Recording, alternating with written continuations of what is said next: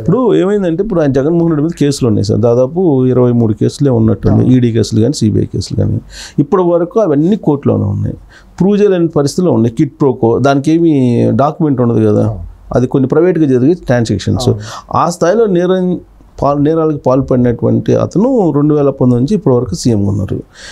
Almost files కానీ లేదా ఇతరత్ర ఆధారాలు ఆన్లైన్లో ఉండే ఆధారాలు కానీ ఈ మధ్య ఈ ఆఫీస్ అనేదాన్ని కూడా షట్ డౌన్ చేసేసారు. ప్లస్ ఏదైనా ఫైల్స్ సీక్రెట్ ఫైల్స్ ఉంటే ఈ మధ్యకాలంలో ఏదో ఆయన ప్రత్యేక విమానాలు లండన్కి వెళ్తూ వేసుకొని చెప్పి చెబుతున్నారు. ఇలాంటి సిచ్యువేషన్లో చంద్రబాబు నాయుడు సీఎం అయ్యి ఏం చేస్తారు? చేయగలరా? ఏమీ చేయలేరండి. మనం ప్రూవ్ అయింది కదా. ఫైల్స్ లేకపోతే అది నడవాలంటే ఎన్నేళ్ళు పడుతుంది భారతదేశంలో? అదేం జరగదు. అతను తెలుసండి, అతనికి నేరస్తుడికి ఎట్టా క్రిమినల్కి ఎట్టా ఆడుకోవాలో బాగా తెలుసండి. అతను దాంట్లో ఆరితేరిన దిట్టండి కాబట్టి అట్లా ఆడుకుంటున్నాడు. దాని చట్ట అధికారం ఇప్పుడు ఒక క్రిమినల్కి అధికారం ఇవ్వటం ఎంత తప్పు? బెయిల్ ఎందుకు ఇచ్చారు అతనికి? నేను సాక్షులను బెదిరించను, నేను చట్టానికి లోబడి బయట ఉంటాను, విచారణకు హాజరవుతానని నిబంధనలతోనే బెయిల్ ఇచ్చారు. అటువంటి నేరస్తుడికి అధికారం వచ్చిన తర్వాత ఇవాళ ఏ సాక్షిని బెదిరించకుండా ఉండుంటారు? వచ్చినప్పుడు కోర్టుకు హాజరు కాలేదు. దాంట్లో మరి పెద్ద పెద్ద ఇండస్ట్రియలిస్టులు అందరూ సాక్షులుగా ఐఏఎస్లుగా ఉన్నారు కదా. వాళ్ళందరూ రేపు కోర్టుకు వచ్చినప్పుడు సాక్ష్యం ఇవ్వాలని భయపడతారు కదా. ఒక క్రిమినల్కి విశేషమైన అధికారం వస్తే సాక్ష్యాలు తారుమారు అవ్వవా? మరి రాజ్యాంగం ఎందుకు ఒప్పుకుంది? అసలు కోర్టులు ఎందుకు ఒప్పుకున్నాయి? నీ మీద పోయి తీవ్రమైన ఆర్థిక ఆరోపణలు ఉన్నప్పుడు నువ్వు ముఖ్యమంత్రి పదవికి అర్హత లేదు, నువ్వు అర్జెంటుగా రారా బాబు జైల్లో ఉండమని ఎందుకు అనలేదు? మరి ఇది కొల్యూజనేగా, దొంగలను వీళ్ళు ఏకమైపోయినట్టు. సో ఇలాంటి పరిస్థితుల్లో చంద్రబాబు నాయుడు జరిగిపోయిందని చెప్పి వదిలిపెట్టేసి ఫ్రెష్గా పరిపాలన స్టార్ట్ చేయడం బెటరా? లేదంటే అసలు జరిగిపోయిన దాన్ని వెలికి తీయకపోతే ఇచ్చినటువంటి హామీని తప్పినట్టు అవుతుందా చంద్రబాబు నాయుడు? ఒకటండి, ఇప్పుడు కొన్ని బయటికి తీసిపోతే పరిపాలన కూడా సాగదు. ఏమో ఎక్కడేమి ఇవ్వాలి, అప్పులు ఏం తెచ్చారు, ఎక్కడేంటి అనేది తెలియాలి కదా. ఎప్పుడు పేమెంట్ ఇవ్వాలి, ఎప్పుడు ఎంత లేట్ ఉందో అవన్నీ అదొక అంశాలు కదా. దాన్ని విచక్షణ చేయకుండా పరిశీలించకుండా నేను ముందుకు వెళ్ళిపోతాను అని అంటే వెనక గుదిబండలాగా అది ముందుకు నడవదు కదా. కానీ ఇక్కడ ఆధారాలు దొరకనప్పుడు దాని మీద చర్యలు తీసుకోవాలి. ఇనిషియేట్ చేయాల్సిందే, యాక్షన్ ఇనిషియేట్ చేయాల్సిందే. కేంద్రాన్ని చెప్పి ఇమీడియట్గా సిబిఐ కోర్టులో విచారణ అనేది ప్రారంభించాల్సిందే. ఎందుకంటే ఇది వాళ్ళ ప్రపంచంలోనే ఒక చర్చనీయాంశమైన అంశం కదా. ఆంధ్రప్రదేశ్లో జరిగిన అవినీతి, ఇసుక కానీ ఇవన్నీ అసలు ఎంత జరిగిందో, ఏం జరిగిందో, అసలు ఈయన ఏం తాకట్టు పెట్టారో, ఎక్కడ తాకట్టు పెట్టారో కూడా తెలియదు. ఎక్కడికి వెళ్ళిందో తెలియదు, డ్రగ్స్ ఎన్ని వచ్చినాయో తెలియదు, ఈ పోర్టులోకి ఏమేమి దిగుమతి అయినాయో తెలియదు, ఏమేమి ఎగుమతి అయినాయో తెలియదు. మీడియా అంతా కూడా ఏకపక్షంగా, హైదరాబాద్లో ఉన్న మీడియా అంతా కూడా ఏకపక్షంగా వన్ సైడ్గానే ఆ అధికార పార్టీకి అమ్ముడు పోయి వాళ్ళకి అనుకూలంగా చేసింది. ఎక్స్ప్లోర్ చేయలేదు. పెద్ద ఆశ్చర్యకరమైన విషయం ఏంటంటే నాకు అసలు మీడియా లేదని చెప్తున్నాడు ఆయన. అసలు నేనేం తప్పు చేయలేదు అన్నప్పుడు మీడియా ఉందని అట్లా అంటాడు. అసలు 80% మీడియా ఆయన హోల్డ్ చేసి అవును మీడియా లేదని చెప్తాడు. మీడియా లేదంటాడు. రేపొద్దు నాకు పెళ్ళాం పిల్లలు కూడా లేరు, నేను ఒక్కడేనని అంటాడు. ఏమైనా అంటే మోడీ అన్నమాటలే ఈయన ఇద్దరికి తేడా ఉంది. నాకు తల్లే లేదు, నేను తర్వాత ఆలోచించుకుంటే నేను దేవుడు నన్ను పంపించాడు, నేను అందరిలాగా తల్లి గర్భం నుంచి పుట్టలేదంటే అంతకంటే బూత్ ఏముంటుంది? సరే ఇక్కడ ఆయన ఏదో 5 సంవత్సరాలు జనాలు ఇచ్చారు, పరిపాలించాడు, 5 సంవత్సరాల తర్వాత దిగిపోయారు. ఐఏఎస్లు ఐపీఎస్లకి వాళ్ళకేమి పీరియడ్ ఏమి ఉండదు, వాళ్ళ సర్వీసు 25 సంవత్సరాలు ఉంటారు. వాళ్ళు సహకరించినందువల్లే ఈయన తప్పు చేశారు. సో వీళ్ళని ఏం చేయాలి? లాస్ట్ టైంలోనే జైలుకి పంపించాలి అంతేగా, సింపుల్గా. వాళ్ళ అకౌంటబిలిటీ ఐఏఎస్. ఇప్పుడు ఒక ఐఏఎస్ సహకరించింది ఏ నేరం జరగదండి. ఆర్థిక నేరాలు, ఆర్థిక అవకతవకలు ఏం జరగవండి. అతను పోస్టుల కోసమో అవినీతి కోసం కక్కుర్తిబడి ఈల్డ్ అయితేనే ఒక రాజకీయ నాయకుడు ఏమైనా చేయగలడండి. ఇప్పుడు పోస్ట్ ఎక్కడైనా నా జీవితం నాకు ఉంటుంది, నా సెక్యూరిటీ. రాజ్యాంగం ఒక సెక్యూరిటీ భద్రత కలగజేసింది కదా ఐఏఎస్కి ఐపీఎస్కి. తనకేం ఇబ్బంది లేదు కదా. అంత విశేషమైన భద్రత కల్పించుకున్న మనిషి అంత నీచానికి ఎందుకు దిగజారాలి? పోస్టుల కోసమోనో ఇంకో దానికోసం ఒక రాజకీయ నాయకుడి ముందు ఎందుకు మోకరెళ్ళాలి? దానికోసమే కదా ఇవన్నీ జరుగుతున్నాయి. ఒక ఫైల్ మీద ఐఏఎస్ కనుక నో అని కనుక సంతకం పెట్టాడు అనుకోండి, అది ఎవరు చేయడానికి లేదు కదా. రాజ్యాంగం ప్రకారం ముఖ్యమంత్రి, ప్రధానమంత్రి ఎవరు చేయడానికి లేదు కదా. నా డిస్క్రిషనరీ పవర్తో నేను చేశాను అని అన్నా కూడా ఇంప్లిమెంట్ చేయాల్సిన వాళ్ళు మళ్ళీ ఐఏఎస్లే కదా. ఇది అగైనిస్ట్లా నేను చేయను అని చెప్పి చేస్తే ఎగ్జిక్యూషన్ నడవదు కదా. మరి తప్పంతా ఇక్కడే జరుగుతుంది. అవినీతి పరులు, స్పైన్లెస్ ఫెలోస్, వెన్నెముక లేని వాళ్ళు, బానిసలు, వానపాములు లాంటి వాళ్ళందరూ కూడా పౌరుషం లేని వాళ్ళు మొత్తం అంతా ఐఏఎస్లు ఐపీఎస్లోకి దిగుమతి అవుతున్నారు. అది మన దురదృష్టం. ఇప్పుడు వీళ్ళందరినీ తీసుకెళ్ళి చట్ట ప్రకారం శిక్షించాలంటే టైం పడుతుంది. ఇప్పుడు రాజశేఖర రెడ్డి టైంలో ఏం జరిగిందో మనం చూసాం. ఇప్పటి వరకేమో శిక్ష పడలేదు. శ్రీలక్ష్మి పోయిస్తే ఆమెకేమో ఇప్పుడు స్పెషల్ చీఫ్ సెక్రటరీకి ఇచ్చినట్టున్నారు, ఉన్నత పదవి. అవునవును. సో కాబట్టి ఈయన ఏం చేయాలి? 2 ఆప్షన్స్ ఉన్నాయి సార్ నాకు తెలిసినంత. ఒకటి, సివిల్ సర్వెంట్లు ఎవరైతే ఉన్నారో వాళ్ళనేమో కేంద్ర ప్రభుత్వానికి సరెండర్ చేయటం, రాష్ట్ర ప్రభుత్వంలో ఉండే రాష్ట్ర ప్రభుత్వ పరిధిలో ఉన్న వాళ్ళనేమో డిస్మిస్ చేయటం. ఈ 2 చేయగలరా చంద్రబాబు నాయుడు? ఆయన మొహమాటం ఎక్కువ. ఆయన బ్యూరోక్రసీతో పెట్టుకోడు. బ్యూరోక్రసీ అంటే ఎప్పుడైనా భయం అనవచ్చు, గౌరవం అనవచ్చు, అది ఏమంటారో రకరకాలుగా మనం ఎట్టానో అనుకోవచ్చు. ఆయన బ్యూరోక్రసీతో పెట్టుకోరు. ఆల్రెడీ ఉద్యోగ సంఘాలతో రూల్ ప్రకారం వర్క్ చేయమన్నందుకు ఆయన తీవ్రంగా వ్యతిరేకంగానికి గురయ్యాడు. ఉద్యోగులందరూ కూడా కక్షగట్టి రమ్మనందుకు కక్షగట్టి ఓడించారు. 150 సీట్లు వచ్చినప్పుడు ఉద్యోగ సంఘాలు కూడా ప్రధాన బాధ్యతే కదా, పనిచేయమన్నందుకునూ ప్రజలకు అకౌంటబిలిటీగా ఉండమన్నందుకు మమ్మల్ని చంపేస్తున్నాడు, రోజు పని చేయమంటున్నాడు అనే కదా వాళ్ళు ఇది చేయింది. ఆయన ఒకసారి దెబ్బతిన్న ఉన్న మనిషి ఇంకోసారి ఉద్యోగ సంఘాలైన చాలా భయంకరమైన మాఫియా నెట్వర్క్ లాంటిది అది. ఆ నెట్వర్క్తో పెట్టుకుని మళ్ళీ అడ్మినిస్ట్రేషన్ ముందు కొనసాగించలేరు. అడ్మినిస్ట్రేషన్ కొనసాగించాలంటే వాళ్ళని పెట్టుకుని నడిపి తీరాల్సిందే. ఇప్పుడు మళ్ళీ ఎగ్జిక్యూటివ్ పవర్స్ ఉన్న ఐఏఎస్ ఐపీఎస్లని చెదల పుట్టని తేనె పుట్టని దీన్ని కదిలిస్తే కందిరేగల తుట్టిని కదిలిసినట్టు అయిపోతుంది. కాబట్టి ఉన్నదాంతోనే సర్దుకుపోవాలి. మరి కదిలించకపోతే వాళ్ళు కోర్టులాగా వ్యవహరిస్తారు కదా, చేస్తారు. ఇక అదే అందుకని ఇది ఒక పెద్ద ముళ్ళ కిరీటం ఆయనకి. అది నయానా భయానా అట్లా భయపెట్టకుండా ముందుకు నడవాలి. మరీ ఇకను ఇష్టానుసారంగా ప్రవర్తిన సిఐడి సంజయ్, సునీలు ఇటువంటి వాళ్ళకి ఇంకా ఐఏఎస్ ఇంటెలిజెన్స్లో ఆంజనేయులు ఇటువంటి వాళ్ళందరూ నిర్దాక్షిణ్యంగా తొలగించేయాలండి. కొంతమంది ఏదో ప్రాంతీయంగా ఉత్తరాది నుంచి వచ్చాము ఇక్కడ భయపడ్డాం సార్ అది ఇది ఏదో కలబోలి కబుర్లు చెబుతూ ఉంటాం. ఆల్రెడీ స్టార్ట్ అవుతుంది. మొన్న ఆయనే బాబు గారు అన్నారు కదా, నా దగ్గరికి మారువేషంలో వచ్చాడు ఒక ఆయన చెప్పుకున్నాడు. మారువేషం చీరగట్టుకున్నా పంజాబ్ సూట్ వేసుకుని వచ్చాడు. మరాడు మారువేషంలో వచ్చారు మరి ఆడు చీరగట్టుకెళ్ళాడో మనకు తెలియదు కానీ చంపబోతున్నారని ఎందుకు అంత కారణం ఎందుకంటే ఒక ఐఏఎస్ ఐపీఎస్ దేశంలో అంత భయానికి లోను కావాలా అంటే ఆ ఇష్యూ ఏంటంటే వాళ్ళ ఫ్యామిలీని కూడా థ్రెట్ చేశారు. చేస్తారంటే తెలియదు, మనకు తెలియదు కాదు, చేశారు. కొంతమంది అది ఒకటి బయటకు వచ్చింది, కొన్ని రాలేదు. అంటే మనం ఇక్కడ మాట్లాడకూడదు, ఉదహరించకూడదు, కానీ ఆ పేరు ఉదహరించితే కొద్దిగా వ్యవస్థని మనం బయటికి లాగినట్టు ఉంటుంది. కానీ ఓ ప్రధాన రాజ్యాంగ వ్యవస్థలో ఉన్న కీలకమైన వ్యక్తిని కూడా అదే రకంగా బెదిరించారనేది అది కీలకమైన వ్యక్తి నోటేమిటి వస్తేనే బయటకు వస్తేనే వినటం జరిగింది ప్రత్యక్షంగా. నీ కూతురుని చంపేస్తాము నువ్వు కనుక మాకు వ్యతిరేకంగా మాట్లాడితేననే మాట పెట్టి బయట రోజు మనుషులను పెట్టి మనుషులతో వెహికల్స్ పెట్టి ఇంటి బయటే పెట్టారంట. అది పెడితే వాళ్ళు భయపడిపోయి వీటితో మనం ఎక్కడ పడతామనే పరిస్థితి. ఎందుకంటే ఉన్నతంగా రాజ్యాంగంలో ఉన్నతమైన పదవుల్లో ఉండాలి వ్యక్తులకి అట్లా ఉన్నప్పుడు ఐఏఎస్లు ఇంకా ఆ తర్వాత చాలా తక్కువ స్థాయిలో ఇప్పుడు నేను చెప్పిన మనిషి కంటే కూడా చాలా తక్కువ రాజ్యాంగంలో ఉన్నత స్థానంలో ఉన్నట్టు అంటే వాళ్ళకి లేకినప్పుడు వీళ్ళు చాలా తక్కువ స్థాయిలో వాళ్ళతో పోల్చుకుంటే తక్కువ. ఎక్కడ బీహార్ నుంచో అస్సాం నుంచో ఇతర రాష్ట్రాల నుంచి వస్తారు ఐఏఎస్ ఐపీఎస్ సెలెక్ట్ అయ్యి. ఈ మాఫియాకు లోనైనప్పుడు మరి మాఫియా చేతిలోనే అధికారం ఉన్నప్పుడు అధికారం చేతిలోనే వీళ్ళు పనిచేయాల్సి వచ్చినప్పుడు మీరు ఏమి చేయలేని పరిస్థితి. మరి ఇదంతా ఎందుకు జరిగింది? ఢిల్లీలో ఉన్నాడు ఆశీస్సులతోనే జరిగింది. అక్కడే పెళ్లిగుడ్డిదే తేలికైతే చూపించిందని అక్కడ సరైనడైతే ఇక్కడ ఇదంతా ఉండదు కదా, లేదా అక్కడ ఉండబట్టే కదా ఇక్కడ నడిపింది, ఆశీస్సులు ఉండబట్టే కదా. కాబట్టి ఇది మొత్తం ఒక విశ్వాలయంలో ఇప్పుడు చంద్రబాబు గారికి కూడా ఒక ముళ్ళకిరీటం అనాలో ఇంకేమనాలో కూడా తెలియదు. ఇప్పుడు ఆయన ఇవాళ ప్రెస్ మీట్లో కూడా నాకు అర్థమైంది ఏంటంటే వెనకపోయి అక్కడ ఆయన చూస్తుంటే మాట్లాడారు ప్రెస్ మీట్లో. మాట్లాడినప్పుడు ఆయన చూస్తుంటే 162 స్థానాలు 65 స్థానాలు గెలిచినప్పటికి కూడా ఆయన ముఖంలో సంతోషం కనబడుతుంది. ఏమీ లేదు. ఇప్పుడు ఇక్కడ కూడా అంతేగా, మనం చూసాం కదా తెలంగాణలో పరిస్థితి అంతే కదా. గెలిపే కానీ ఆ సీట్లో కూడా సరిగ్గా కూర్చున్నట్టు రేవంత్ రెడ్డి గారిని మనం చూడలేము, అటు ఇటుగా కూర్చున్నట్టు. అవును ఈ రెండు అట్లాగే విధ్వంసం చేసి మెజార్టీ అనుకోండి, అక్కడ క్లియర్ కట్గా మ్యాండేటరీ ఇచ్చినా కూడా పరిస్థితులు అంతే అలకాలు. ఇప్పుడు యాంటీ సోషల్ ఎలిమెంట్స్ విచ్చలవిడిగా పెరిగిపోయినాయి సిఎస్ గారు గత 5 ఏళ్లలో. వెరుతాళ్ళు వేసేసి లా అండ్ ఆర్డర్ కంట్రోల్ లేక విషపురుగుల్లాగా ఊరూరు గ్రామాన వీధిన పెరిగిపోయినాయండి అరాచకంగా. అంత పెద్ద ఎత్తున పెరిగిపోయిన మొక్కల్ని మీరు అన్నట్టు తుంచాలి కదా, తుంచేసేటువంటి సాహసం ఏం చేస్తారని. చేయకపోతే రాష్ట్రం శాంతి భద్రతలు ఉండవు. రేపు 100% ఇమీడియట్గా ఈ should restore the land order. గంజాయి విపరీతంగా ఊరూరు పెరిగిపోయింది, పిల్లలు చెల్ల ఆడపిల్ల అందరికీ అయిపోయింది.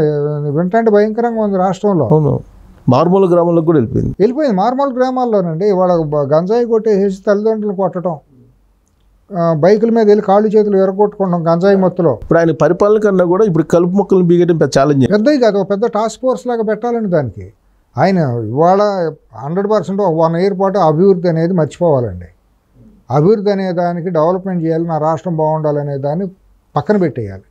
దీనికి స్పెషల్ టాస్క్ ఫోర్స్ పెట్టి డ్రైవ్ చేయాలి. లాండ్ ఆర్డర్ని, ఈ యాంటీ సోషల్ ఎలిమెంట్స్ని ఏరివేయటం చట్ట ప్రకారం అదొక డ్రైవ్ చేయాలి. ఈ ఫైనాన్షియల్ ఇర్రెగ్యులారిటీస్ వాటి మీద స్పెషల్ టాస్క్ ఫోర్స్ పెట్టి ఏమేమి జరిగినాయి అని చూడటం, ఏమేమి చక్క చేయవచ్చు, ఏమేమి వదిలేయచ్చు మన చేతిలో లేనివి దాన్ని చేయాలి. బ్యూరోక్రసీ దీంట్లో అడ్మినిస్ట్రేటివ్ దాంట్లో ఎక్కడెక్కడ లూప్ హోల్స్ ఏర్పడినాయి 5 ఏళ్లలో అక్కడ ఉన్న గ్యాప్లను ఫిల్ చేయటం, దాంట్లో కొమ్ములు తిరిగి అక్కడ తోకలాడిచ్చేవాళ్ళని తోకలు కత్తిరించి మీరు అన్నట్టు బర్త్రఫ్ సస్పెండ్ చేసేసి కొత్త అసలు సరెండర్ చేసేయటం. ఇప్పుడు లేదంటే ఇప్పుడు ఈయన ఇప్పుడు అడిషనల్ అడ్వకేట్ జనరల్ ఆయన ఉన్నారు కదా సుధాకర్ తోటి వచ్చి ఆయన సంజయ్ కదా ఆ రోజు వచ్చింది. ఇప్పుడు ఆయన ఏమన్నారు, మాకు జగన్మోహన్ రెడ్డి ముఖ్యం, తర్వాత ఇవన్నీ అని అన్నారు. అదే దిగజారిపోయి అది పరాకాష్ట. ఐపీఎస్ అనే మాటకి కళంకితం. ఇప్పుడు అలాంటి వాళ్ళని ఈయన దగ్గర పని చేయమంటే ఎక్కడ పని చేస్తారు? Director of department of personal training action తీసుకోవాలి. నువ్వేమో ఐపీఎస్వా లేకపోతే పాలిగా ఒక కట్టు బానిసవా? నువ్వు రాజ్యాంగం ప్రకారం చట్ట ప్రకారం చేస్తావా, నువ్వు వ్యక్తి కోసం మతం కోసం పనిచేస్తావా? ఎంత అబ్యూజివ్గా మాట్లాడాడండి అతను, ఎంత సంస్కారహీనం అండి. అసలు ఆశ్చర్యం వేసింది. నాకు జగన్మోహన్ ముందు ముఖ్యం, తర్వాత మిగతా ఇప్పుడు advocate general, additional advocate general అనే పోస్టే సుప్రీంకోర్టు కొట్టేసింది. ఆ పదవి అడిషనల్ అడ్వకేట్ జనరల్ అనే పదవి వాడటమే తప్పు. ఓన్లీ ఒక ప్రత్యేక గవర్నమెంట్ ప్లేటర్, స్పెషల్ గవర్నమెంట్ ప్లేటర్కి మాత్రమే అతనికి ఉంది అర్హత. దాన్ని అడిషనల్ అడ్వకేట్ జనరల్ అనే పోస్ట్ పెట్టుకుని అదొక పెద్ద రాజ్యాంగ పదవిగా పెట్టుకుని నేను నా బాస్ కోసమే పనిచేస్తానని అనటం రాజ్యాంగ విరుద్ధం. అతని మీద తెలుగుదేశం ప్రభుత్వం సంబంధించిన వాళ్ళు, తెలుగుదేశం పార్టీకి సంబంధించిన వాళ్ళు బార్ కౌన్సిల్లో కంప్లైంట్ చేసి ఇతను శాశ్వతంగా వృత్తి నుంచి సస్పెండ్ చేయమని ఎందుకు అడగలేదు? లీగల్ సెల్ ఏమైందండి తెలుగుదేశంలో లీగల్ సెల్? రేపు పార్టీ అధికారంలోకి రాగానే వీళ్ళందరూ పరిగెత్తుకు వస్తారు కదా, మాకు జీపీ పోస్టులు, మాకు స్టాండింగ్ కౌన్సిల్ పోస్టులు, మాకు అడ్వకేట్ జనరల్ పోస్టులు, మాకు జడ్జి పోస్టులు అని పోతారు కదా. ఆల్రెడీ క్యూ ఉంది కదా. మరి వీళ్ళు మొన్న 5 ఏళ్ళు ఎంపీ కట్టలు కట్టారండి. ఎవరి మీద ఎన్ని ప్రైవేట్ కేసులు వేశారు? కార్యకర్తలను వేధించిన వాళ్ళ మీద, సంఘ విద్రోహ చర్యలు చేసిన వాళ్ళ మీద ప్రైవేట్ కేసులు వేయాలి కదా. సామాన్యుడు వేయలేడు, అడ్వకేట్ వేయాలి కదా. పార్టీకి అనుబంధ విభాగం, న్యాయ విభాగం ఉంది కదా, జిల్లాలో ఉంది కదా. వాళ్ళు ఎన్ని కేసులు వేశారండి? ఎంతమందికి బెయిల్, ఉచితంగా బెయిల్ తీసుకొచ్చారు పార్టీ కోసం నిలబడిన వాళ్ళు? రేపొద్దున వీళ్ళందరూ పదవులు, జీపీ పోస్టులు, పీపీ పోస్టులు ఏమీ ఆశించరా? దీని ద్వారా వాళ్ళు లబ్ధి పొందరా? మరి ఎన్ని చంద్రబాబు గారు ప్రక్షాళన అది కూడా చేయాలి ప్రధానంగా. చంద్రబాబు నాయుడు గారు పాపం ఆయనకి అసలు ఇది పదవి వచ్చిందని సంతోషం ఏమీ లేదండి, సంతోషం లేదండి. ఇవన్నీ మొత్తం ప్రక్షాళన చేయాల్సిన అనుభవించింది ఏమీ లేదండి పాపం. జీవితంలో అనుభవించింది ఏమీ లేదు. మనిషిగా వ్యక్తిగతంగా ఆయన అనుభవించింది ఏమీ లేదు. నిజంగా ఆయన చూస్తే నాకు జాలి. లైఫ్ సాక్రిఫైస్ చేశారు సమాజం కోసం. ఆయనకు ఒక సుఖం లేదు, ఒక పిల్లలు లేరు, ఒక మనవాళ్ళు లేరు, ఒక ఇది లేదు. మనస్ఫూర్తిగా నవ్వటం అంటే ఏంటో తెలియదు. ఎప్పుడు ఒక యాంత్రికమైన జీవితమే. నాకు బాధ అనిపిస్తుంది. దాన్ని కూడా నెగిటివ్గా తీసుకున్నారు. వాళ్ళ మదర్ ఏదో చనిపోతే నెల లేదని ఎవడంటే నికృష్టం ఉండదు. రాజశేఖర రెడ్డి అసెంబ్లీలో మాట్లాడండి. ఆయన అసలు ఈయనకేమో మానవ సంబంధాలు ఉండవని గందరగోళంగా మాట్లాడారు కదా. అన్నందిన నోటితో మాట్లాడే బాధ. మనుషులే అశుద్ధం భక్షకులేనని మాట్లాడతారు కానీ ఒక తల్లికి తండ్రికి ఆయన ఇచ్చిన గౌరవం ఎవరు ఇవ్వరండి. నాకు తెలుసు వ్యక్తిగతంగా. ఒక వయసులో పెద్దవాళ్ళు ఎవరు కులం మతంతో కూడా వయసులో పెద్దవాళ్ళకి ఆయన ఇచ్చే గౌరవం ఇంకెవరు ఇవ్వరండి. ఒక మనిషిని అరై వరే అని పిలవటం కానీ, నిందించడం కానీ, దూషించడం కానీ ఆయన అంత ఎప్పుడు లేదండి. ఆయన గొప్ప లక్షణాలు. ఆయన భయం అవన్నీ పక్కన పెడతాం, అవన్నీ వేరుగా మాట్లాడుకుందాం. ఆయన నిజంగా తల్లిదండ్రులు అంటే చాలా ఎమోషనల్ బాండేజ్ ఉన్న మనిషి. ఆయన సామాన్య కుటుంబం నుంచి వచ్చాడు. ఫ్యాక్షన్ కుటుంబం నుంచో, దొంగల కుటుంబం నుంచో, దోపిడీ కుటుంబం నుంచో, ఒక పెద్ద రాచరిక కుటుంబం నుంచో ఎప్పుడు రాదు కదా, ఆయనే చెప్పుకునేవాడు కదా, ఒక సామాన్య కుటుంబం, కష్టపడే కుటుంబం నుంచి, రైతు కుటుంబం నుంచి వచ్చి రైతు కుటుంబం నుంచే వచ్చాడు. అవును, ఆయన కష్టపడ్డాడు. ఆయన ఏం బైరైటీస్ మైన్స్ దోసేసుకోలేదు, వాటాలు ఇవ్వకపోతే మేనేజర్ యజమాని చంపలేదు. ఆయన అటువంటి కుటుంబాల నుంచి రాలేదు కదా నేపథ్యం. అవును. కానీ ఇప్పుడు ఏంటంటే సార్, నాకు లండన్లో సుధాకర్ రెడ్డి ఒక మాట మాట్లాడారు, దానికి పునాది వేస్తున్నారా లా అండ్ ఆర్డర్ డిస్టర్బ్ చేయడానికి అనేది ఒక డౌట్ వస్తుంది. చాలా ప్రమాదంలో ఉన్నాడు జగన్మోహన్ రెడ్డి అని చెప్పి ఆయన ఏదో కన్నీళ్లు కార్చి ఏదో చేశారు. అసలు ఏంటి ప్రమాదం ఏంటి, ఆయనకి ఏం ప్రమాదం? జగన్ అతను ఒక నటుడు అండి, లాయర్ కాదు అతను. అతను పెద్ద నటుడు. అతను దురదృష్టశాత అక్కడ మద్రాసు వెళ్తే ఈ పాటికి గొప్ప కమెడియన్గా అయ్యి ఉండేవాడు, కమెడీ విలన్ అయ్యేవాడు. నాగభూషణం రక్తకన్నీరు నాగభూషణం లేని లోటు పూడ్చుండేవాడు. అందుకేదో ఆకులు మారిపోయి ఇటు ఆకు అటు అటు ఆకు ఇటు తిరగబడి ఆంధ్రప్రదేశ్లో దౌర్భాగ్యం కొద్దీ అడ్వకేట్ జనరల్ అదే ఒక ఆ పేరుతో వచ్చి అక్కడ ఇచ్చేసాడు. Substandard fellow. అతను ఎన్నైనా మాట్లాడతాడు. అతనికి ఏంటంటే మన జాతి కోసం అన్నాడు, గుర్తుందా? జాతి అంటే ఏంటి? కులం కోసం. అవును, జాతి కోసం అన్నాడు. అంటే కులం వచ్చింది కదా, కులం కోసం అంటే ఇతను చేసేది రాష్ట్ర ప్రజల కోసం కాదు. అతను నిర్వర్తిస్తున్న ఉద్యోగం హైకోర్టులో కేవలం జాతి కోసం. అంటే ఏ జాతి? ఆంధ్రజాత, రెడ్డి జాత చెప్పాలి కదా. అతను అందరూ రెడ్డి జాత, ఎందుకంటే చుట్టూ పెట్టుకున్నంతా రెడ్డి సామాజిక వర్గం వాళ్ళనే కదా. అంటే ఈ రకంగా ప్రొవోకేట్ చేసి ఈ రకంగా దుర్మార్గంగా మాట్లాడుతున్నప్పుడు ఒక పోస్ట్లో వెళ్ళి ఇంకా మరి అతని మీద కంప్లైంట్ ఇవ్వకపోవడం ఏంటండి తెలుగుదేశం వాళ్ళు కానీ సివిల్ సొసైటీ కానీ? సో ఇవన్నీ చూశారు కదా సార్, ఈ మెతకతనం, సరే మంచితనం అనుకోండి, మెతకతనం కాకపోతే మంచితనం అనుకోండి. సో ఈయన అదే జగన్మోహన్ రెడ్డి దగ్గర చేతులు కట్టుకొని ఆయన ఏం చెప్తే అది చట్టవిరుద్ధంగా చేసినటువంటి ఐఏఎస్లు ఐపీఎస్లు ఇవాళ చంద్రబాబు నాయుడు వస్తున్నారంటే వాళ్ళకేం పెద్ద పరకబడినట్టే అంటే పరకబడినట్టు మీన్స్ ఆందోళన, తప్పు చేసిన వాళ్ళు కూడా ఆందోళన చెందట్లేదు, అలా అనిపించట్లేదు. వాళ్ళు అన్నీ ఇడిసేశారండి సిఎస్ గారు. వాళ్ళు మానాభిమానాలు, సిగ్గు, లజ్జ అన్నీ పోయిన వాళ్ళు, స్పైన్లెస్ ఫెలోస్. వాళ్ళు జస్ట్ లైక్ సన్ఫ్లవర్స్. పొద్దుతిరుగుడు పువ్వులు ఉంటాయి కదా, ఎటు పొద్దుంటే అటు వాలాలి కదా, ఇవి కూడా అటు అయిపోయినాయి. వాళ్ళు అన్ని భావాలు కోల్పోయారు. అటువంటి వాళ్ళు కొద్దిమంది ఉన్నారు, లేరంటానికి లేదు. విదుశాత్తు వాళ్ళు పోస్టులు లేకపోయినా మాకు డ్యూటీ ముఖ్యం, మేము నిబద్ధతగా చేస్తాం, నీతిగా చేస్తాం అనేవాళ్ళు కూడా ఉన్నారు. వాళ్ళేమో ఫోకల్ పోస్టులోకి ఉంచరు, వాళ్ళని ఎక్కడో లూప్ లైన్లో పడేస్తారు. ప్రధాన కీలకమైన పోస్టులో ఉండే వాళ్ళందరూ కూడా ఆల్మోస్ట్ వాళ్ళు అనుకోవాల్సిన పరిస్థితి ఏంటంటే స్పైన్లెస్, క్యారెక్టర్లెస్ ఆపర్చునిటీస్ట్. వీళ్ళే తప్పించి ఇంకెవరు ఉంటారని మనం అనుకుంటానికి వీల్లేదు. మరి వాళ్ళని రాజ్యాంగపరంగా తప్పిస్తే కోర్టులో స్టేలు ఇవ్వటం, మరి వాడు వెళ్తాడు, తీసేస్తే కోర్టుకి వెళ్తాడు. నన్ను తీసేసాడు వెంకటేశ్వరరావు గారి మీద 5 ఏళ్ళు ఫైట్ చేసి 5 ఏళ్ళు ఐపీఎస్. మరి కోర్టులకు తెలియదా? మరి ట్రిబ్యునల్లో ఎన్ని సంవత్సరాలు పెండింగ్లో పెడతారని ఒక డీజీపీ క్యాడర్ వ్యక్తిని నిరాధారంగా సుప్రీంకోర్టు తీర్పు కూడా వ్యతిరేకంగా చేసినప్పుడు ట్రిబ్యునల్ మెంబర్లకు తెలియదా? వాళ్ళు ఏం చదువుకోలేదా? వాళ్ళు ఎన్ని రోజులు పెండింగ్ పెడతారండి? ఆయన రిటైర్మెంట్ డేట్ దగ్గరికి వస్తే అప్పుడు ఎట్లా ఇస్తారండి? ఇచ్చిన తర్వాత సిఎస్ అనేవాడు దాన్ని ఎలక్షన్ కమిషన్ ఒక అండర్లో ఉంది. ఎలక్షన్ కమిషన్ అడగకుండా ఆపద్దరు ముఖ్యమంత్రిని అడిగి ఈయన పిటిషన్ నువ్వెట్టా వేస్తావు అసలు? ఇప్పుడు ఇమీడియట్గా చంద్రబాబు నాయుడు గారు రేపు 9వ తారీఖు ప్రమాణ స్వీకారం అంటున్నారు. 9వ తారీఖు సంతకం పెట్టగానే సెకండ్ సంతకం చీఫ్ సెక్రటరీని ఇమీడియట్గా సస్పెండ్ చేసి అతని మీద ఆర్డర్స్ ఇనిషియేట్ చేయాలి, ఇన్వెస్టిగేషన్ ఆర్డర్స్ చేస్తారా? 100% చేయాలి. ప్రజా తీర్పు ఇది, ప్రజలు ఆశిస్తున్నారు. అట్లాగే ఇప్పుడు కొత్త డీజీపీ మీద కూడా యాక్షన్ ఇనిషియేట్ చేయాలి. అతను మెతక ఉదాసీనత మూలానే తర్వాత చాలా ఘటనలు జరిగినాయి. వాళ్ళు కావాలని ఎంచుకున్న డీజీపీనే, ఈ సిఎస్ కావాలని ఆ పేరు పంపించే కొల్యూడే చేసిందే. ఈ చంద్రబాబు గారు రాగానే ఫస్ట్ యాక్షన్ వీళ్ళిద్దరి మీద ఉంటేనే మనకు ఒక నమ్మకం ఏర్పడుతుంది. సార్ నిజంగా ఆయన యాక్షన్ తీసుకుంటాడు అనుకుంటే అసలు ఈయన ఏదో ఒక రకంగా బయటికి వెళ్ళిపోవడం ఏదో ఒకటి చేస్తారు కదా. ఇంతవరకు ఆయన ఉన్నారు కదా జవహర్ రెడ్డి, వెళ్ళటానికి వీలు లేదు. కోడ్లో ఉన్నాడు, లీవ్ పెట్టాలంటే గవర్నర్కి చెప్పాలి, ఎలక్షన్ కమిషన్ చెప్పొచ్చుగా. ఎలక్షన్ కమిషన్ చెప్పాలి. కౌంటింగ్ అయింది, కొత్త ప్రభుత్వం వచ్చేదాకా ఉండబోయే లీవ్ కాదని అంటాడు. ఒకవేళ అతని నిబద్ధత అయితే అతను సునీల్ కుమార్ అనే అతను అమెరికా వెళ్తాంటే లీవ్ ఎట్టేస్తాడు. ఉండబోయే నువ్వు కోడ్లో ఉంది నేను ఇవ్వనని అనాలి కదా, అది వైలేషనే కదా. ఆయనకి ఇచ్చారు, పర్మిషన్ ఇచ్చారు, ఇతనే చీఫ్ సెక్రటరీ ఇచ్చాడు, వైలేషన్ అది.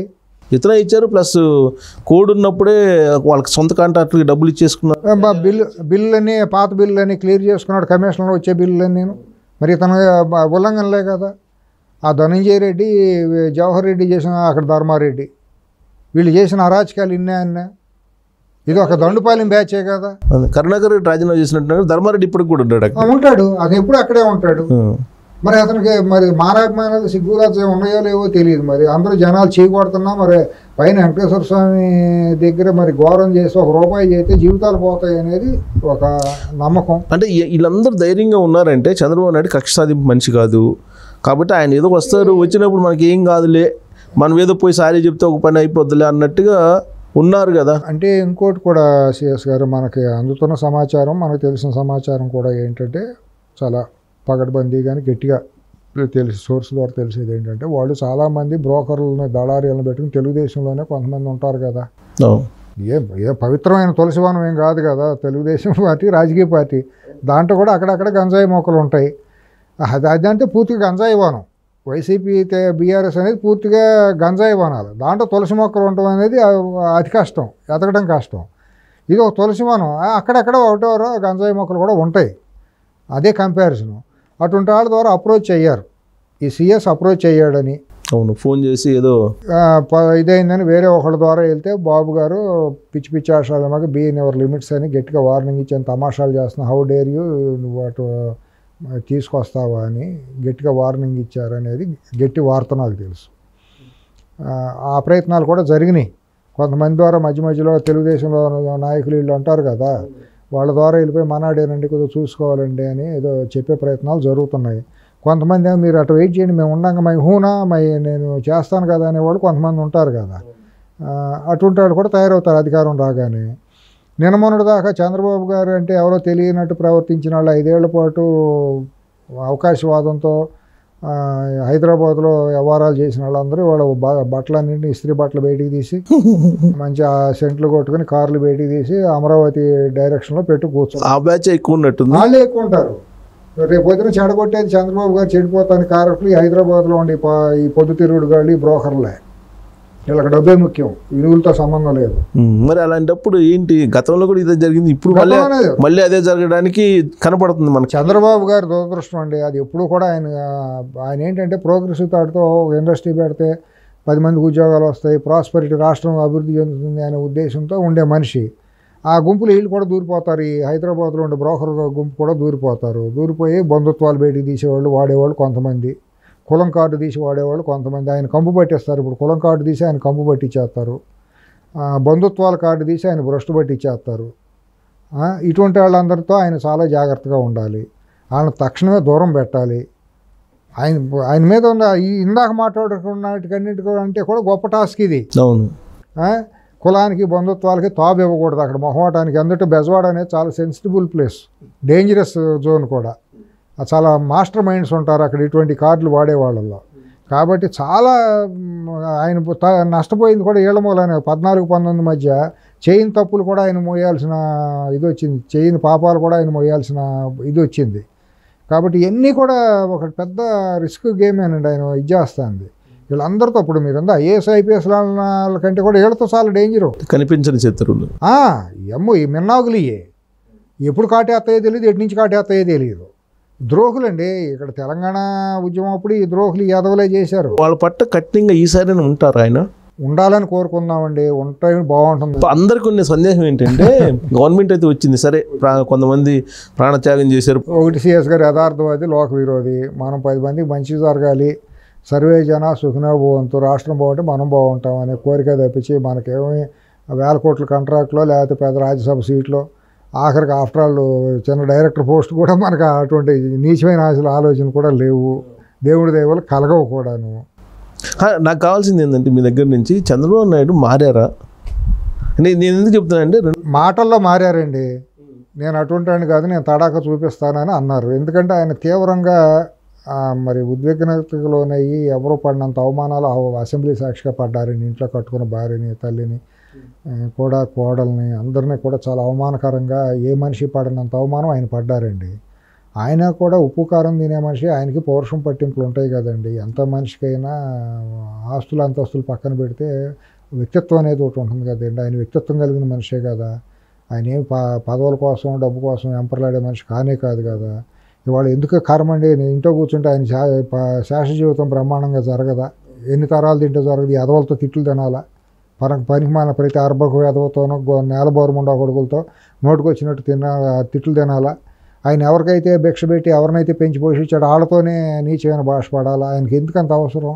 ఒక రాష్ట్రం చేయాలి, 10 మందికి అన్నం పెట్టాలి అనేది ఒక తపన. మరి దాంట్లో ఇటువంటి విషపురుగులు కూడా చేరిపోతున్నాయి. నేను ఎందుకు అడుగుతున్నాను అంటే సార్, 2-3 సార్లు మిమ్మల్ని ఎందుకు అడుగుతున్నానంటే 2009 నుంచి నేను 2004 నుంచి కూడా ఆయన అధికారం కోల్పోయినప్పటి నుంచి నేను మారాను అని చెప్పుకుంటూ వచ్చారు. 2014లో అధికారంలోకి వచ్చి ఏం మారలా, సేమ్ సీన్ కనిపించింది, అంతకంటే దారుణంగా కనిపించింది. ఇంకా ఏం మార్పులా, దారుణంగా కనిపించింది. నేను చూశాం కదా.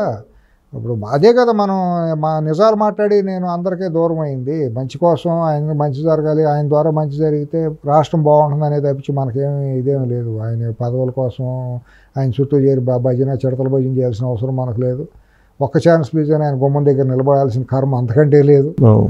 అందువల్ల మీరు ముక్కుసూటిగా చెప్తూ ఉంటారు. ఏముందండి యథార్థం, మనం మాట్లాడేది 10 మందికి మంచి జరగాలని కోరుకున్నప్పుడు తప్పే ఉంది. నిజమే మాట్లాడుతూ మీకైతే ఈసారి జైలుకు వెళ్ళి వచ్చాడు కాబట్టి మారుతారని నమ్మకం ఉంది. కొద్దిగా ఉంది, 1% ఉంది. ఆ 1% ఉన్నా చాలు, గొప్ప సీ చేంజ్ ఉంటుంది అనుకోండి. 1% వస్తే చాలు. 1% వచ్చి కనుక ఫ్రీ హ్యాండ్ ఇచ్చి మంచి ఆఫీసులను పెట్టుకుని కనుక 1% ఆయనకున్న స్టామినాలో 1% కనుక చేంజ్ వస్తే చాలండి. రాష్ట్రంలో ఈ చీడ పురుగులందరినీ 6 నెలలు ఏడి పారేస్తాం. సో ఇప్పుడు సాధించినటువంటి విజయం లేదా ప్రజలు ఇచ్చినటువంటి తీర్పు ఆ స్థాయిలో హోప్స్ కూడా ఉంటాయి వాళ్ళకి. ప్రజల్లో కూడా హోప్స్ ఉందండి. ఎందుకంటే ఒకటి సిఎస్ గారు, దీంట్లో ఏంటంటే ఈ పెంటను ఎప్పుడు దింపుకున్నారో భగవంతుడా, అనవసరంగా దారికి పోయే కంపెనీ నెట్ని పెట్టుకున్నాము, తెలియకి పెట్టుకున్నాము, ఇంత దారుణంగా ఉంటుందని వాళ్ళు ఊహించలా. తెలుసుకుని 5 సంవత్సరాలు భరించడం చాలా కష్టమైపోయింది వాళ్ళకి. ఎందుకంటే రాజ్యాంగపరంగా వచ్చిన అవకాశం 5 ఏళ్ల దాకా దింపేది లేదు కదా, 150 మందికి ఇచ్చారు కదా. కాబట్టి సచ్చినట్టు భరించి తీరారండి. అవకాశం ఒగ్గబొట్టుకున్నారు. ఎప్పుడని దేవుణ్ణి కోరుకున్నారు. వాళ్ళు ఏం కోరిక లేదు. ముందు ఈ పెంటను ఎప్పుడు దింపుతారో దేవుడా మాకు రాష్ట్రం నుంచి అనుకున్నారండి. వాళ్ళేం పెద్ద ఎక్స్పెక్టేషన్ చంద్రబాబు గారు ఇచ్చిన పథకాలకు ఆశపట్టలా. అసలు ఆయన చెప్పిన విన్నారా? వినలా. అసలు ముందు బాబు నాకు ఎలక్షన్ వచ్చే చాలు, నువ్వు ప్రత్యామ్నాయంగా నువ్వు ఉండవు, ఎందుకంటే నువ్వు బెటర్గా చాలా బెటరు. యూత్లో ఒక ఇన్స్పిరేషన్ ఉంది, ఆయన వస్తే ఉద్యోగాలు వస్తాయి, కంపెనీలు వస్తాయి, ఈ పెంట మనకు ఉండకూడదు అనేది అందరూ అనుకున్నారు. ఈయన ఇప్పుడు రేపొద్దునే ఈ పథకాలు అమలు జరగకపోయినా ఎవరు కూడా పెద్ద పట్టించుకునే వాళ్ళు ఏమీ లేరండి. రాష్ట్రం బాగుంటే చాలు, పిల్లలు బాగుంటే చాలు. ఈ గంజాయి దిగిపోయాడు తర్వాత, ఈ పెంట పోయింది, పిల్లలు గంజాయి ఇటువంటి రుగ్మతలకు దూరం అయిపోయి, భర్తలో కల్తీ సారా, దొంగసారా ఆఫ్రికాలో టాంజానియాలోనూ ఉగాండాల్లో అమ్మే ఈ కుటుంబమే అమ్ముతుంది. అక్కడ వీళ్ళే అక్కడ వ్యాపారం చేసేది. అక్కడ కొన్ని లక్షల మంది జీవితాలను నాశనం చేశారు వీళ్ళు, ఈ కుటుంబం. ఆ ఉసురు తగులుతుంది ఎప్పుడోసారి. అదే మోడస్ ఆఫ్ ఆపరేండి ఇక్కడ ఇంప్లిమెంట్ చేశారు. 5 ఏళ్లలో పోయిన పుస్తులు ఎన్నో ఉన్నాయి, తెగిన పుస్తులు ఎన్నో ఉన్నాయి. సారా భూతానికి కూలిపోయిన కుటుంబాలు ఉన్నాయి. వాళ్ళందరూ కూడా దేవునికి ప్రార్థించారు. ముందు ఆ పెంట పోతే చాలు, మా భర్తలు బాగుంటారు, ఆరోగ్యం బాగుంటుంది, అది ముందుకు అలవాటు పడినాడు మానేయాలని ఏ మహిళ అయినా కోరుకుంటుంది. మానేసే బదులు తక్కువ తాగాలని కోరుకుంటుంది. ఒకవేళ తక్కువ తాగినా మంచి మందు తాగాలని కోరుకుంటుంది. సో ఆరోగ్యంగా ఉండాలని కోరుకుంటారు కదా. ఏ మహిళ అయినా పాపం కోరుకునేది భగవంతుని పసుపు కుంకాలు బాగుండాలనే కదా హిందూ సంప్రదాయంలో ఎవరైనా కోరుకునేది. అంతే కోరికలు కోరుకున్నారండి. దాంతో కసిగా ఓట్లు వేశారు. ఈ పిచ్చిమండ కొడుకులు మధ్యాహ్నం 2 నుంచి రాత్రి 9 నుంచి మా ఓట్లు, ఉదయం 9 నుంచి 2 మీ ఓట్లు అని పిచ్చి లాజిక్లు పెట్టారు కావాలని. అటే కృత్రిమంగా కొంతమంది కిరాయి సెఫాలజిస్టుల పేరుతో పెట్టేసి ఈ బెట్టింగ్ మాఫియాలో గెలవని పార్టీని గెలుస్తున్నాడు, రాని సీట్లు వస్తున్నట్టు చేసి ఆ రకంగా ఒక బెట్టింగ్ మాఫియాని చేశారు. విచిత్రం ఏంటంటే మేధావులుగా చెప్పుకున్నటువంటి వాళ్ళకి కూడా జగన్మోహన్ రెడ్డి పాట పాడారు. నీకు వాళ్ళ మేధావులు ఏంటండి, వాళ్ళు కుహానా మేధావులను కూడా అనటానికి లేదండి. వాళ్ళు దాన్ని ఏమంటామంటే శ్లేష్మంలో పడిన పురుగులు అంటాను చూడండి. ఇక అంతే వాళ్ళ బతుక అంతే. ఇక ఆ పెంట కుప్పలో పురుగు ఉంటుంది, దాని తింటే అశుద్ధాన్ని తింటే అక్కడ పడి ఉండాల్సిందే. ఇక వాళ్ళు విఘ్నత లేదు. వాళ్ళు ఏంటంటే ఏదో ముసుగేసుకోవాలి, మేధావులని, విశ్లేషకులని, లేకపోతే ఇంకోటి పండితులని, జ్యోతిష్యులని, ఈ కిరాయి ఇచ్చి గణపిండారాలు దొరికేసి వాళ్ళతో ఈ అశుద్ధాన్ని ప్రజల మీదకి వదిలించటం. ఆ అశుద్ధ పక్షులు అశుద్ధమే మాట్లాడతారు తప్పి శుద్ధమే ఎట్లా మాట్లాడతారు వాళ్ళు బతికే అటువంటి బుద్ధి అంతా అశుద్ధమైన బుద్ధే. నిజంగా వివేకవంతం విద్యావంతులు మేధావులు అయితే నిజాలు మాట్లాడండి, తప్పును తప్పుగా చెప్పండి. ఎవరు చెబుతారండి? మేధావులు తప్పు చెప్పకపోతే ఇంకెవరు చెబుతారు? గురువే కదా. టీచరే కదా మన మంచి చెడు చెప్పేది, అంతనే కదా తల్లిదండ్రుల తర్వాత గురువే దైవం అంటాం. గురువు అంటే ఎవరో మేధావి, విఘ్నుడు, చదువుకున్నాడు. ఇప్పుడు వాళ్ళైతే సమాజంలో మేధావులు వస్తున్నారు, వాళ్ళు గురువులు ప్రొఫెసర్లుగా పేరు పెట్టుకున్నారు. కొంతమంది జర్నలిస్టులుగా, ఎడిటర్లుగా పేర్లు పెట్టుకున్నారు. మరి వాళ్ళందరూ మరి సమాజంలో వాళ్ళకి ఆ పోస్ట్కి ఇచ్చిన విలువ ఏంటి? మేధావులు, విఘ్నులు, చాలా ప్రపంచాన్ని చూసిన వాళ్ళనే కదా. మరి వాళ్ళే అశుద్ధంలో పడి కొట్టుకుంటానికి ఎవరు కాపాడతారు? కానీ ఆ ప్రొఫెసర్ అనే వాళ్ళకి కూడా అట్లీస్ట్ ఎలక్షన్ అయిపోయిన తర్వాత పబ్లిక్ ఇటు ఓటేసారు అనేది కూడా కనీసం విషపురుగు అండి. అది గొంగళ పురుగు అన్నా కనీసం మారి చేత ఒక చిలుకొస్తుంది. గొంగళ పురుగులు కూడా కాదు, విషపురుగులు. సో చాలా ఇలాంటి అన్నిటిని దాటుకొని ఆంధ్రప్రదేశ్ ప్రజలు నిజంగానండి చాలా ఎన్నో ఒడిదుడుకు, ఎన్ని కామెడీ పీసులుగా వీళ్ళు మాట్లాడిన ఎన్ని జనాల చెవులకి ఎక్కలేదు, వద్దు అనుకున్నారండి. వీళ్ళని కామెడీగానే చూశారు ఈ విశ్లేషకుల్ని. ఇప్పుడు ఆస్థాన విద్వాంసులుగా మాట్లాడి ఆహా జగన్, ఓహో జగన్ మళ్ళీ వచ్చేస్తున్నాడు, ఎరిగిపోతుంది, వెలిగిపోతుంది, రాజశ్యామలు యాగం చేసి పొట్టపోతే అక్షముక్క రానాళ్ళు, బ్యాట్లు అల్లుకుని పొట్ట పోసుకున్నాళ్ళు, క్రికెట్ మన షటిల్ బ్యాట్లు పోసుకుని చేసిన వాళ్ళు కొత్త అవతారాలు ఎత్తటం, ఇట్లా రకరకాల కాషాయం గడ్డి బ్రతుకు తెరువు కోసం ఆదిశంకరాచార్యులు చెబుతారు ఉదర పోషణార్థం బహుకృత వేషం అని. ఈ పారాసైట్స్ అన్న పరాణజీవులు వాళ్ళందరినీ దాటితే సముద్రం, ఆంజనేయులు సముద్రం లంకకి వెళ్ళిన నిజంగా ఒక యజ్ఞమేనండి, మహాయజ్ఞం ఇది. ఆ యజ్ఞంలో ఓటర్లకి నిజంగా చేతులు దండం పెట్టాలి. నిజంగా ఆ చైతన్యానికండి ఎన్నో విష ప్రయోగాలు జరిగినాయి. వాళ్ళ విష బుర్రలను ఇది చేయటానికి. ఈ మహాయజ్ఞంలో పైన రాక్షసులు యజ్ఞభంగం చేయడానికి పైనుంచి నెత్తురుపోతారు, మాంసం వేస్తారని మనం పురాణాలు, సినిమాల్లో చూసాం కదా. అట్ట ఈ మేధావులు, జ్యోతిష్యుల పేరుతో ఆ యజ్ఞంలోకి విషాన్ని పోయాలని చూశారు స్వామీజీలు వీళ్ళ ఇటువంటి పేరుతో. వీటిని కూడా తట్టుకుని ప్రజలు చాలా చైతన్యవంతంగా వాళ్ళ చైతన్యాన్ని ప్రదర్శించారండి. ఆంధ్రుల ఈ చైతన్యం చూపించినందుకు వాళ్ళ పాదాలకు నమస్కారం అండి. సో వాళ్ళు పాదాలకు నమస్కారం చేస్తూ వాళ్ళు ఇచ్చినటువంటి మ్యాండేట్ని ఏదైతే ఉందో దాన్ని సద్వినియోగం చేస్తూ చంద్రబాబు నాయుడు గారు మారి, మీరు అన్నట్టు అట్లీస్ట్ 1% మారితే నాకు చాలండి. 10, 100 ఊహించట్లేదు, కానీ 1% ఆయనలో మార్పు వస్తే రాష్ట్రం సర్వతోముఖ అభివృద్ధి చెందుతుందండి. ఇంకో 10 ఏళ్ల పాటు తిరుగు లేకుండా ఉంటుంది, రాష్ట్రం సస్యశ్యామలం అవుతుంది. ఈ విషపురుగుల్ని టోటల్గా రూట్అవుట్ చేసేయాలి అక్కడి నుంచి. చూద్దాం సార్ విషపురుగుల్ని రూట్అవుట్ చేసి ఆయన మారి, ఆయన నిర్ణయం రేపు ప్రధానమంత్రి దాంట్లోనే ఆధారపడి తెలిసిపోతుంది ఆయన ఎంతవరకు మార్పు ఉందో, ఆయన ఏం చేయగలరు అనేది. దాన్ని బట్టి ఒక మెతుకు బట్టి అన్నం ఉడికిందో లేదో చెప్పొచ్చు కదా. అట్లాగే మనకుండా ఇంగిత జ్ఞానంతో రేపు పొద్దున ఢిల్లీలో ఆయన తీసుకునే నిర్ణయాలు బట్టి 5 ఏళ్ళలో రాబోయే నిర్ణయం ఎట్లా ఉంటుందో చెప్పేయచ్చు. దాన్ని బట్టి మన రియాక్షన్ కూడా ఉంటుంది. ఆయన తప్పులు చేస్తే నిర్దాక్షిణ్యంగా మళ్ళీ ఖచ్చితంగా ఆయన తీసుకునే నిర్ణయాల మీద డెఫినెట్గా మాట్లాడతాం. ప్రజలే ముఖ్యం, రాష్ట్రం ముఖ్యం. ఆయన తప్పు చేస్తే నిర్దాక్షిణ్యంగా విమర్శించడానికి కూడా వెనకాడకూడదు, తప్పుని ఎత్తి చూపించాల్సిందే. మనం డెఫినెట్గా ఎవరేమనుకున్నా సరే, ఎవరేమనుకున్నా తెలుగు వాళ్ళు బాగుండాలి, అంతే. మన తెలుగు ప్రజలు బాగుండాలి, 2 రాష్ట్రాలు బాగుండాలి, ఇక్కడ అప్రజాస్వామ్యానికి తావు ఉండకూడదు అనేదే మనకు. ఆ దిశగా చంద్రబాబు నాయుడిని ముందుకు నడిపించడానికి మీలాంటి వాళ్ళ సహకారం కూడా అంతా ముందుకు నడిపించేందుకు ఆయనతో పాటు మనం ఉంటాం. ఉడతా భక్తిగా ఏదో మంచి చేస్తే మనం కూడా ఉంటాం, చెడు చేస్తే ఏలెత్తి చూపిస్తాం. సో ఆయనతో కలిసి మంచి మార్గంలో తెలుగు రాష్ట్రాలని సమాజం అటువంటి గొప్ప అంత కష్టజీవులు పక్కన నిలబట్టడం నిజంగా ఈ మాట. ఇంకొక మాట కూడా అండి ముగించే ముందు, వీటన్నిటికంటే పవన్ కళ్యాణ్ గారి నిజాయితీ, నిబద్ధతకు మాత్రం హ్యాట్స్ ఆఫ్ అండి. నిజంగా ఆయన నిజాయితీని, మరి ఆయన నిస్వార్థంగా చేసిన త్యాగాన్ని, మరి దానికి ఏం పేర్లు పెట్టాలో తెలియదు, కానీ ఆయన్ని ప్రశంసించడానికి మాటలు చాలు అండి. ఓ పార్టీని పెట్టుకొని నాకు ముఖ్యమంత్రి పదవి అవసరం లేదని చెప్పి గొప్ప మనిషి అండి, మహా గొప్ప త్యాగి అండి. కర్మయోగి అంటే నిజమైన కర్మయోగి. ఎన్నో విషపోయే ప్రయోగాలు చేశారు అతని మీద కూడా, అతను మార్చేసి ఏదైనా ఇబ్బంది పెట్టాలని.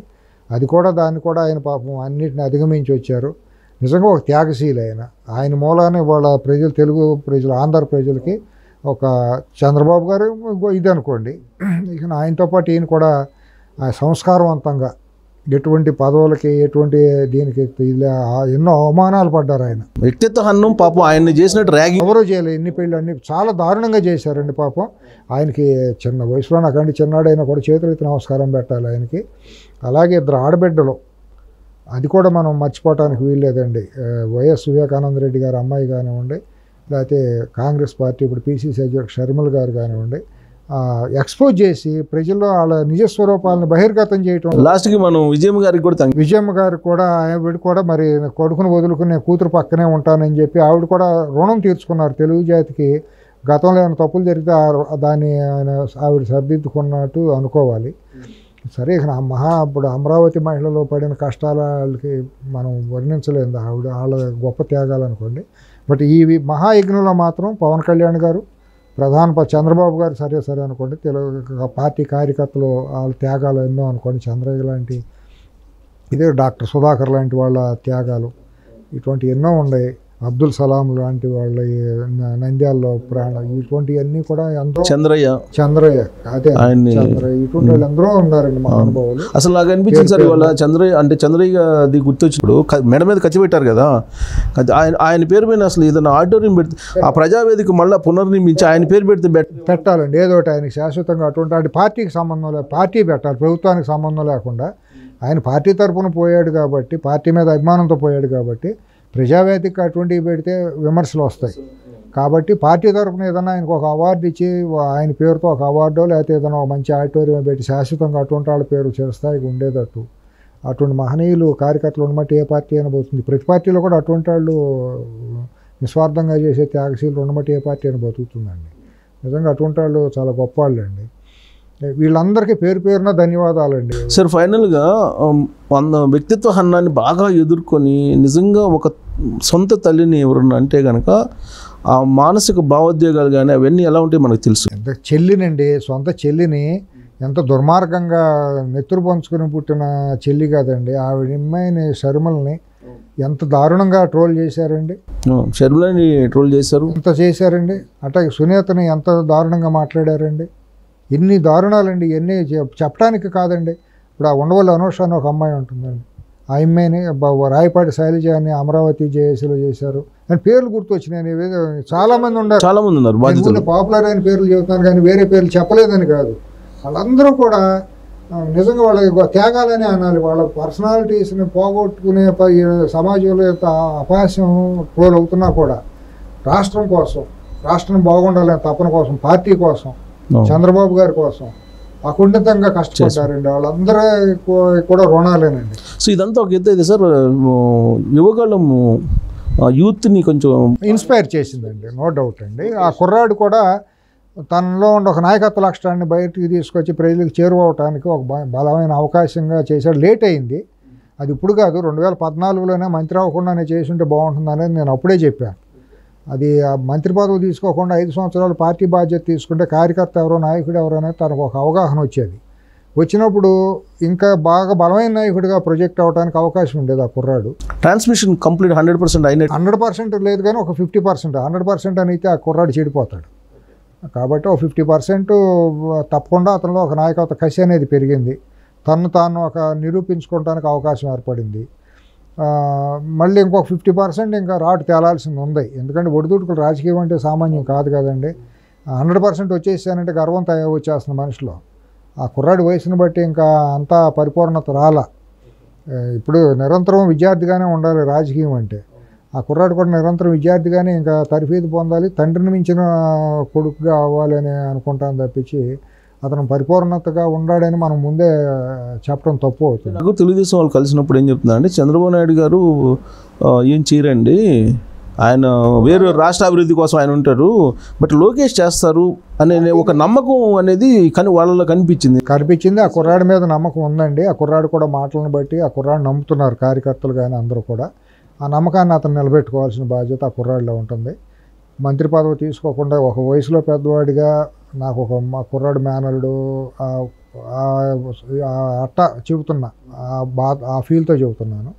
ఆ కుర్రాడు తండ్రికి బాధ్యతలు తీసుకుని, తండ్రి దగ్గర పార్టీ బాధ్యతలు తీసుకుని మంత్రి పదవి తీసుకోకుండా కార్యకర్తల శ్రేయస్సు కోసం పాటుపడతా, కార్యకర్తలు ఏదైతే కష్టాలు పడి వాళ్ళ ఇన్స్పిరేషన్ ఏదైతే యాస్పిరేషన్స్ ఉన్నాయో ఆ యాస్పిరేషన్స్ని ఈయన ద్వారా నిర్వర్తించుకోగలిగితే ఆయన్ని మళ్ళీ జీవితాంతం భుజాన్ని పెట్టుకుని పార్టీ ఇంకొక 25 ఏళ్ళు పార్టీకి ఇబ్బంది లేకుండా వెళ్ళే పరిస్థితుల్లో ఆయన పునాదులు వేసుకుంటానికి అవకాశం ఉంటుంది.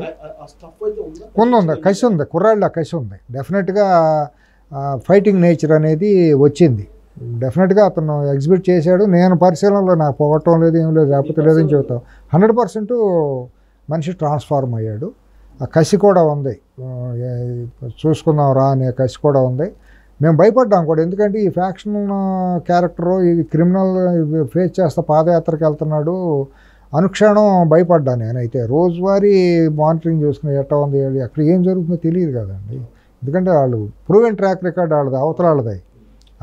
హైదరాబాద్ మత కలహాల నుంచి మనం చూసిన వాళ్ళం కదా. మాగుంట సుబ్రహ్మణ్యరెడ్డిది వ్యవహారాలు ఇవన్నీ మనం కళ్ళ పరిటాలు ఇవన్నీ చూసిన వాళ్ళం కదా. చూసి అంతకని తెగిస్తారు అని, పాపం ఒక్కడే కొడుకు, ఏ తల్లిదండ్రులు మరి ఏదన్నా జరిగితే తట్టుకోలేరు. అది ఒక పెద్ద త్యాగంగానే ఫీల్ అవుతారు. చంద్రబాబు గారు, భువనేశ్వరి గారు మాత్రం ఆ కొడుకుని పాదయాత్రకు పంపినప్పుడు నిజంగా మరి ఎంతో ఉద్విగ్నతకి రోజువారీ ఎన్నో పూజలు చేసుకుని ఉండాలి. మరి అసలు బాల వీరుడిలాగా మన పాత కథల్లో చెబుతామే అట్టా వెళ్ళాడండి పద్మవ్యూహం. అవతల భయంకరమైన అయినా కూడా తట్టుకుని ఒక పద్మవ్యూహం లాంటి దాంట్లోకి వెళ్ళి ఛేదించుకుని వచ్చాడు. చాలా ఇబ్బందులు పెట్టాడు, అవహేళన చేశారు, చాలా చేశారండి. ఎన్ని మైకులు లాక్కోవటం, మీటింగ్లు. ఆ కుటుంబం పడిన ఇది నిజంగా నాకు ఒకసారి అనిపిస్తుంది, అవసరం వీళ్ళకి ఎందుకు అనిపిస్తుంది. లాస్ట్కి ఎప్పుడు రాని భువనేశ్వర్ గారు కూడా వచ్చారు. తప్పండి, ఆవిడని కూడా ట్రోల్ చేశారు, దుర్మార్గమైన మాట్లాడినారు కదండి. ఆవిడ అమ్మే పాపం బ్రాహ్మణిని పట్టుకుని నోటుకు వచ్చినట్టు మాట్లాడారు కదండి. నేనైతే తట్టుకోలేనండి అసలు. ఒక మాట అన్నా కూడా మనం తట్టుకోలేము. నిజంగా ఇది ఒక త్యాగమేనండి. రాష్ట్రం దేనికోసం వాళ్ళు పడాలి? ఆఫ్టర్ ఆల్ ముఖ్యమంత్రి పదవి ఏం పీకుతుందని ముఖ్యమంత్రి అవసరం ఏంటండి? ముఖ్యమంత్రి పదవి ఎప్పుడైనా మాజీగా పోవాల్సిన వాళ్ళే. ఎంతో మహామహులే మట్టిగరిసిపోయినప్పుడు మా ముఖ్యమంత్రి పదవి వచ్చి ఏం ఉద్ధరిస్తుందండి? మన వ్యక్తిత్వాలని, కుటుంబాలని ఎంత ఇది చేసుకుంటాం అంటే బాధ అనిపించింది. అది ఒక పెద్ద త్యాగంగానే నేను భావిస్తాను. వాళ్ళు అన్ని అవమానాలు, అన్ని అవహేళనకు గురయ్యి ఒక కసితో రాష్ట్రం మనం గెలవాలి, రాష్ట్రాన్ని మనం నిర్మించి మళ్ళీ మనం ఏంటో చూపించాలనే తపనే. వాళ్ళు ఎప్పుడూ కూడా సోషల్ సర్వీస్లో ముందుండే కుటుంబం అండి. వచ్చిన లాభాన్ని సమాజం కోసం పంచేవాళ్లే. కానీ వీళ్ళ బతుకు ఎక్కడన్నా సాక్షి సిమెంట్లో, భారత సిమెంట్లో వచ్చింది గుప్పిడి రూపాయి ఎక్కడ పెట్టింది ఉందండి? ఇవ్వలేదని మన ధర్నాలు చేస్తున్నారు. సాక్షిలో వచ్చిన లాభాలే నిస్సిగ్గుగా సాక్షి ఉద్యోగస్తులందరికీ ప్రభుత్వ జీతాల డబ్బుని ధనంగా ఇది చేశారండి. ఎంత నికృష్టమైందండి వాళ్ళు. ఇన్ని లక్షల కోట్లు దోసుకుని ఎక్కడన్నా సోషల్ సర్వీస్ ఒకటి జరిగిందండి? ఒక పేదవాళ్ళకు ఒక కళ్ళద్దాలు ఇచ్చారా? ఎక్కడన్నా ఒక బ్లడ్ డొనేషన్ క్యాంప్ ఉందా? ఎక్కడన్నా నేచురల్ కెలామిటీ వస్తే మేము ఉన్నామని ఎక్కడన్నా ఒక యాక్టివిటీ చేశారా? దోసుకుంటుంది తప్పించి పంచింది ఎక్కడన్నా ఉందండి? వీళ్ళ కుటుంబ చరిత్రలో ఎక్కడన్నా ఉందండి? వీళ్ళ పోటీ వీళ్ళకి. కాబట్టి అది ఒక త్యాగమేనండి. అవమానాలకరంగా పడ్డారు, బాధ అనిపిస్తుంది. కానీ భువనేశ్వరి గారు రాష్ట్రం మొత్తం ఆవిడ తిరిగారు, మొత్తం మహిళలతోటి 1 to 1 వెళ్ళారండి, ప్రతి ఇంటికి వెళ్ళారు. ఆవిడ కూడా చేరువయ్యారు, ఆవిడ కూడా షేర్ చేసుకున్నారు. ఆవిడతో పాటు తెలుగు మహిళా విభాగం వాళ్ళు కూడా చాలా మంది చేశారులేండి. ఇది ఒక యజ్ఞం, ఎవరి వాళ్ళే అందరూ. ఇది మొత్తం లోక కళ్యాణం. ఇది నిజంగా లోక కళ్యాణం. ఇప్పుడు మనం మాట్లాడేది కుల కోణమో, పార్టీ కోణమో, రాజకీయం ఏమీ కాదండి. ఇది కేవలం ఒక రాక్షస సంహారం జరిగితే దీపావళి పండుగ ఇది ఎట్టా అనుకుంటాము అంటే ఇది నేనేం కుల కోణంలో అంత షార్ట్ సైట్గా మాట్లాడట్లా. వాళ్ళు చేసిన దాష్టికాలం దారుణంగా ఉన్నాయి. కనీసం ఒక 10% హ్యుమానిటేరియన్గా డెమోక్రటిక్గా ఫీల్ అయ్యి ఉంటే మనం 100% మొత్తం. అసలు ఏ కోణంలోనూ 1% కూడా మనం వాళ్ళు డెమోక్రటిక్ ఉన్నారని అంటానికి వీలు లేకుండా చేశారు, బిహేవ్ చేశారు. ఎంత దారుణం చేశారు. లోకేష్ టాలెంట్ అంటే లోకేష్ గురించి ఇందాక మనం మాట్లాడుకున్నప్పుడు కార్యకర్తల పట్ల చాలా కమిట్మెంట్గా ఉంటాడు అతను. నేను జర్నలిస్ట్గా న్యూస్ ఇచ్చినందుకు హైదరాబాద్లో నా ఇంటికి ఎస్ఐని 5 కానిస్టేబుల్ని కడప నుంచి పంపించారు. అప్పుడు ఇమీడియట్గా ఆయనే తెలుసుకొని అన్నీ మొత్తం కోఆర్డినేట్ చేసేసి ఇమీడియట్గా న్యాయ పోరాటం చేయడానికి కోర్టు సపోర్ట్ చాలా చేశాడండి కుర్రాడు. మొన్న గత 2-3 ఏళ్ళుగా కార్యకర్తలను రెస్క్యూ చేయడంలో ఎక్కడ ఉన్నా కూడా నేను ఉన్నానంటే ఇమీడియట్గా ఫోన్కి రియాక్ట్ అవ్వటం, ఎక్కడికొక సైన్యాన్ని తరలించడం, న్యాయ సలహాలు, న్యాయపరమైన సపోర్ట్ పోలీస్ స్టేషన్లో ఉంటే బయటకు తీసుకురావడం, నేను కూడా వస్తానని పోలీస్ స్టేషన్ దాకా వెళ్ళటం, కొన్ని చోట్ల ఒక ఇన్స్పిరేషన్గా నిలబడ్డాడు. కార్యకర్తలు ఎవరైతే పార్టీ కోసం నిలబడ్డారో వాళ్ళందరి కోసం నేను ఉన్నానంటూ నిలబడి ప్రూవ్ చేసుకున్నాను. సో వాళ్ళందరూ కూడా పార్టీలో ఇప్పుడు అతని మీద హోప్ పెట్టుకున్నారు. చంద్రబాబు గారి మీద కంటే కూడా లోకేష్ మీద యూత్లో పార్టీ పరంగా ఓన్ చేసుకునే మావాడు అనే ఒక ఫీల్డ్లో ధైర్యం వచ్చింది. మాకున్నాడు అనే దమ్ము వీళ్ళలో వచ్చిందండి. దాన్ని కాపాడుకోవాలి. ఆ కుర్రాడు కూడా ఇంకోటి రికార్డు కూడా సృష్టించాడు. దాదాపు 20 సంవత్సరాలుగా తెలుగుదేశం పార్టీ మంగళగిరిలో గెలిచిన దాఖలు లేవు. లక్ష మెజారిటీ హైయెస్ట్. కానీ ఇంకోటి కూడా మధ్యలో ఏమన్నారంటే మళ్ళీ నువ్వు అది ప్లేస్ మారు నీకు గెలవు అని కూడా భయపెట్టారు. సావోరేవో గెలితే ఎందుకు గెలవను అన్నాడు, ప్రూవ్ చేసుకున్నాడు. ఎన్టీఆర్ బ్లడ్ బాగానే ఉన్నట్టుంది. మనం ఇంకా ఎన్టీఆర్ బ్లడ్ ఈ బ్లడ్ అని మన అంతకెళ్ళే కంటే కూడా దాని అంటే ఆత్మాభిమానం. నేను ఎన్టీఆర్ బ్లడ్ అంటే అదేదో వేరే కోణం నుంచి ఇంటర్ ఆత్మాభిమానానికి ఒక ఎన్టీ రామారావు తెలుగువాడి ఆత్మగౌరవం, తెలుగు వాళ్ళ ఆత్మగౌరవాన్ని ఒక అంతే మనం ఆ కుటుంబాన్ని ఒక వంశాన్ని పక్కన పెట్టేసేసి తెలుగువాడి ఆత్మగౌరవాన్ని నిరూపించాడు. అది పర్ఫెక్ట్గా ఉంటుంది. అతను కూడా తెలుగువాడి ఆత్మగౌరవానికి ప్రత్యేకంగా కలేజాగా ఉన్నాడుగా నాయకుడిగా పెరగాలనే కోరుకుందాం. Okay sir, thank you very much. మీలాంటి వాళ్ళ సలహాలు అలాగే ఎప్పటికప్పుడు వాళ్ళు ఒకవేళ జనరల్గా ఏంటంటే వీళ్ళు అధికారంలోకి వచ్చిన తర్వాత 4 గోళ్ల మధ్య ఉండి మీరు అన్నట్టు కోటరీ ఒకటి ఏర్పడి అప్పుడప్పుడు పక్క వెళ్ళిపోతుంటారు. అప్పుడప్పుడు కాదు, ఎప్పుడు పక్క వెళ్తానికి ఎక్కువ అవకాశం ఉంటే అలాంటప్పుడు కొంచెం ఏదైనా ఇస్తే వాళ్ళు తీసుకుంటే లేకపోతే వాళ్ళ ఇష్టం. జాతకం ఎట్టా ఉంటే అట్టా వెళ్తారు. మనం అయితే మంచి మాట మాట్లాడాలి సమాజం కోసం. Right sir, thank you very much sir నా ఇంటర్వ్యూకి వచ్చిన